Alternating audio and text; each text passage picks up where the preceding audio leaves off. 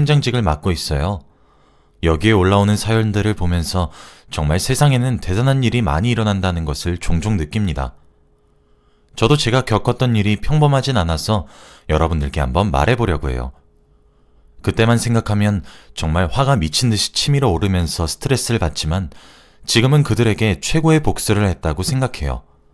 정말 여러분들은 저 같은 일을 겪지 않으셨으면 합니다. 제가 고등학생 때부터 저의 악몽은 시작되었습니다. 저희 가족은 부모님과 저로 3명이었는데 한순간에 2명이 되고 말았어요. 정말 화목하고 금슬 좋은 부모님 밑에서 자라왔는데 갑자기 어머니가 암에 걸리시고 말았습니다. 병원에서는 항암 치료를 받으면 금방 나을 수 있다고 했지만 어머니는 그 고통스러운 항암 치료를 쉽게 견뎌내지 못했어요. 당시 고등학생이라 매일 어머니 병실에 있진 못했지만 그래도 학교에 있는 시간을 제외하면 거의 다 병원에 있었던 것 같습니다. 그런데 당연히 어머니가 항암 치료로 힘들어하시고 병원에 입원해 있으시면 애처가인 아버지가 살뜰히 어머니를 간호할 줄 알았습니다. 그런데 그건 제 크나큰 착각이었더라고요.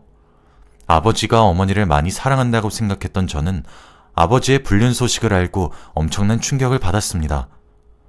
어머니가 입원하고 얼마 지나지 않아 다른 여자를 만나고 다녔거든요. 병실에는 잘 오지 않으셨고 어머니 걱정도 전혀 하지 않았습니다. 늘 다정하고 어머니와 저에게 늘 정성을 다해주시던 아버지는 저희를 아예 남처럼 생각하셨죠. 매일 집으로 돌아가면 아버지는 그 여자와 함께 데이트를 하고 있었고 저는 곧장 방으로 들어갔습니다. 제가 오든 말든 그들한테는 안중에도 없었죠. 그리고 무엇보다 어머니의 자리를 그 여자가 탐내고 있었습니다. 안방 침대 옆자리는 늘 어머니 자리였는데 어느 순간부터 그 여자가 저희 집에서 하루 이틀씩 묵고 가더군요. 그리고 그 여자 짐도 점점 늘어났습니다. 집에 가도 보기 싫은 장면만 계속 보게 되니까 집도 잘 안 들어가게 되더라고요. 그래서 더 병원에 자주 갔던 것도 맞습니다. 병원에 가서 어머니 말동무도 하고 간호도 하면서 학창시절을 보냈다고 해도 과언이 아닐 정도예요.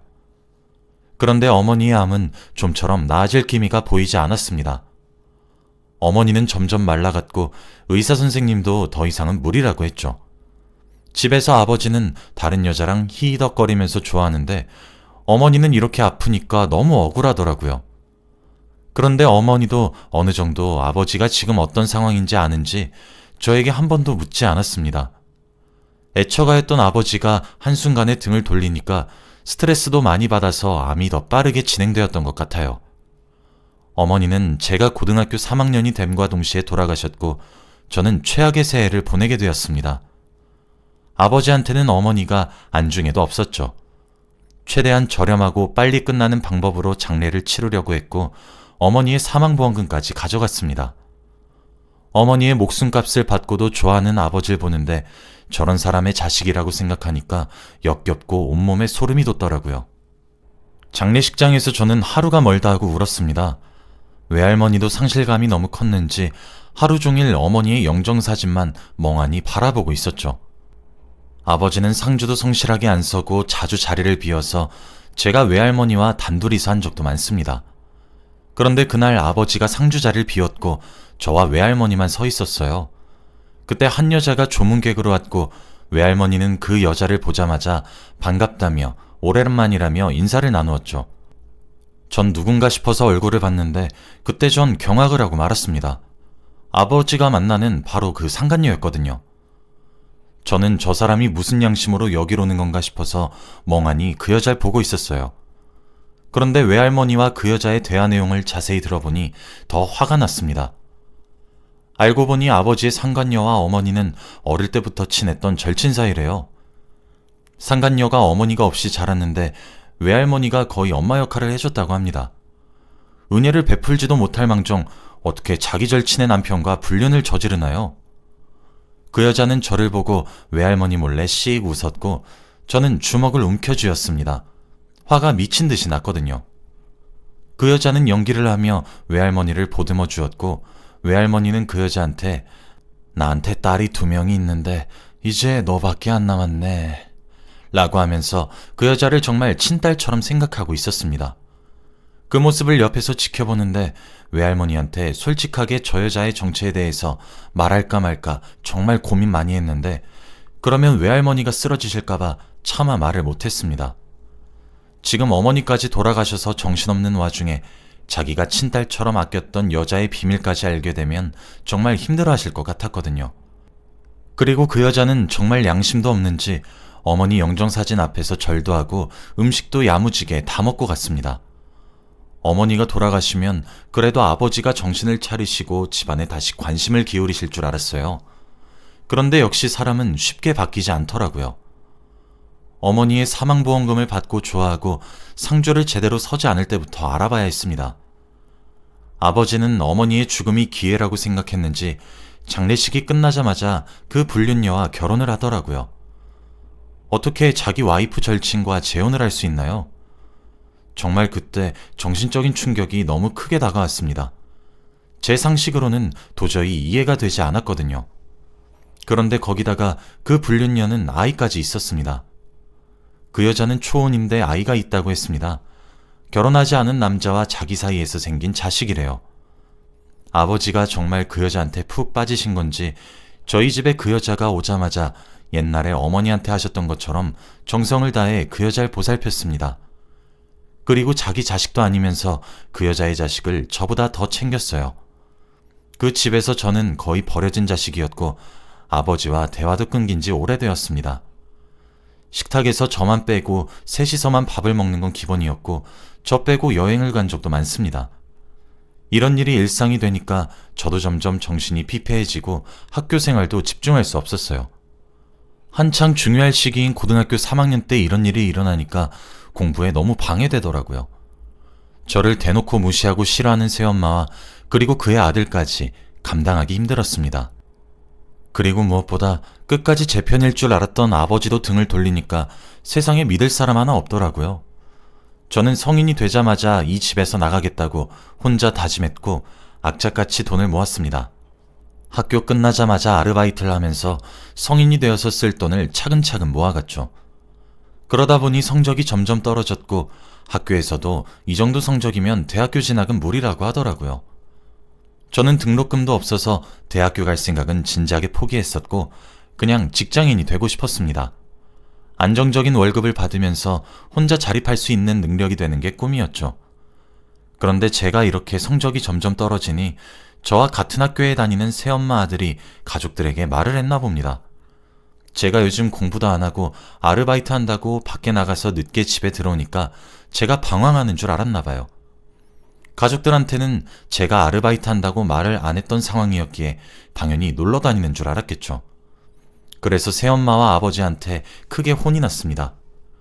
혼이 나는 동안 새엄마네 아들이 너무 미웠고 싫었지만 차마 돈을 벌기 위해 아르바이트를 하고 있다고 말을 못 하겠더라고요. 제가 모은 돈이 얼추 있으니 새엄마와 그의 아들에게 다 뺏길 것 같았습니다. 아버지는 아주 새엄마한테 물들으셔서는 저에게 막말을 서슴지 않고 하셨고 저도 모르게 눈물이 뚝뚝 흐르더라고요. 한 번도 그 사람들 앞에서 운 적이 없는데 갑자기 제가 우니까 당황한 것 같았습니다. 아버지는 혼내시다가 말을 멈추었고 새엄마는 우는 저를 보고 뭘 잘했다고 울어? 라고 하며 더 혼내셨죠. 옆에서 웃음을 참고 있는 새엄마의 아들을 봤는데 정말 화가 나 미칠 지경이었습니다. 지금 생각해도 그때 그 순간이 제일 흑역사였던 것 같아요. 제가 제일 당당한 모습을 보여주고 싶은 사람들 앞에서 울어버렸으니 말이에요. 제가 그 사람들 앞에서 울었다는 생각에 스스로한테 화날 지경이었습니다. 아무튼 저는 세 사람의 혼쭐에도 아랑곳하지 않고 계속 아르바이트를 하며 돈을 차곡차곡 모았어요. 학교 생활도 나름 살만했지만 새엄마의 아들이 늘 저를 예의주시하고 있어서 맘 편히 생활하지 못했습니다. 나이는 같았고 반은 달랐지만 제가 무슨 일을 하면 다 가족들에게 일러 바치더라고요. 제가 아파서 조퇴를 하거나 학교 끝나고 어딜 가는지 등등 다 말했습니다. 제 모습을 보고 혼자 생각하고 오해해서 가족들에게 말했고 아버지와 새엄마는 그 친구의 말을 철석같이 믿었죠. 제가 담배를 피는 모습을 봤다느니 술을 먹는 모습을 봤다느니 남자친구와 같이 데이트하는 모습을 봤다느니 말입니다. 정말 말도 안 되는 소린데 그렇게 혼자 거짓말을 했어요. 집에 있을 때마다 정신병이 걸릴 것 같았습니다. 그런데 이 정도로 성에 안 찼는지 새엄마네 아들은 제 친구들한테까지 저에 대한 없는 말을 하고 다녔어요. 걔가 얼굴도 잘생기고 키도 크고 공부도 잘하는 편이라 여학생들한테 인기가 많아요. 물론 제 주위에도 걔한테 관심 있어 하는 친구들이 많고요. 그런데 다들 걔의 엄마와 저의 아버지가 재혼을 했다는 건 모릅니다. 저희가 가족인 걸 절대 모르죠. 그런데 걔가 학교에 소문을 퍼뜨리고 다닌 겁니다. 저와 아버지에 대한 욕을 하면서 말이죠. 자기한테 관심 있어 하는 여자애들을 끌어들여 자기 가정사라고 치고 없는 이야기를 퍼뜨리고 다녔습니다. 들어보니 저희 아버지가 자신의 엄마를 돈 때문에 꼬셨다는 말부터 저희 아버지가 알코올 중독자의 전과자다 이런 말을 하고 다녔더군요. 그리고 자기 엄마는 바보라서 그런 쓰레기 같은 남자한테 미쳐서 헤어나지 못하고 있고 자기 어머니가 지금 가정폭력을 당하고 있다며 이런 말을 했습니다. 어떻게 눈 하나 깜빡 안 하고 이런 말을 짓거릴 수 있나요? 제 친구들은 저에게 물어보지도 않고 걔의 말을 철석같이 믿었습니다. 저는 자연스럽게 왕따가 되었고 괴롭힘도 받게 되었어요. 범죄자의 딸이라고 하면서 손가락질했고 복도도 제대로 못 걸었습니다. 걸어다닐 때마다 저를 알지도 못하는 애들이 제가 넘어지게 발로 걸기도 했고 밀치기도 했거든요. 제가 이렇게 당할수록 새엄마의 아들은 더 기뻐하고 좋아했습니다. 저는 이런 사실을 모두 아버지에게 말했어요. 새엄마는 자기 핏줄인 아들의 말을 들을 게 안 봐도 뻔했지만 아버지는 그래도 자신에 대한 없는 이야기를 하면서 피해자 코스프레하는 사람을 가만히 두지 않을 거라고 생각했거든요. 그런데 제가 아버지를 너무 과대평가했나 봐요. 이미 아버지는 제 곁을 떠나서 걔의 새아버지가 된 지 오래였습니다. 오히려 저보고 없는 말 지어내지 말라며 꾸지람을 들었거든요. 정말 지금 생각해도 어처구니가 없는 것 같습니다. 어떻게 친딸의 말보다 남의 아들의 말을 더 믿는 거죠?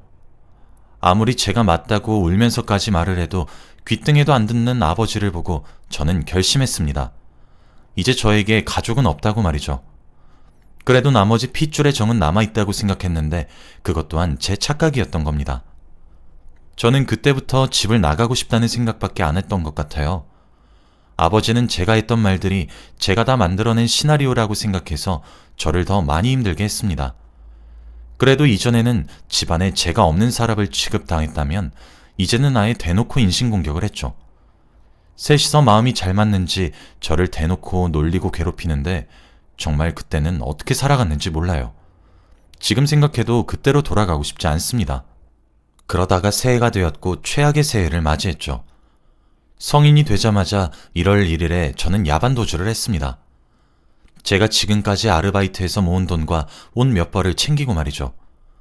그리고 제가 예전부터 생각해놓은 지역으로 떠났어요. 바로 어머니의 고향입니다. 저는 고등학교 3학년의 그 1년이 최고로 지옥 같았어요. 그런데 이제 그 지옥도 끝이 났고 이제 20살의 첫 시작은 어머니의 고향에서 시작하고 싶었죠.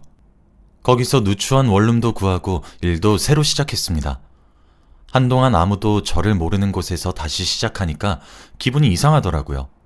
오랜만에 느껴보는 편안함이라고나 할까요? 정말 꿈을 꾸는 것만 같았고 눈앞에 그 세 사람이 안 보일 뿐인데도 정말 행복했습니다. 그렇게 한 일주일을 일하면서 혼자 살았던 것 같아요. 그동안 아버지에게 전화가 수백 통이 왔지만 절대 받지 않았습니다. 아버지라고 생각하기도 싫었어요. 이제 드디어 그 집에서 해방되고 혼자서 행복하게 잘 살 수 있을 줄 알았습니다. 그런데 이 행복은 얼마 지나지 않아 끝이 나고 말았죠. 아버지가 저희 집에 찾아오셨거든요. 혼자서 말입니다. 그런데 저를 보자마자 화를 불같이 내시고는 제 머리채를 잡고 끌고 나가시더라고요. 그러면서 어디 자식이 부모 곁을 떠나? 라고 하며 당장 집으로 가자고 했습니다.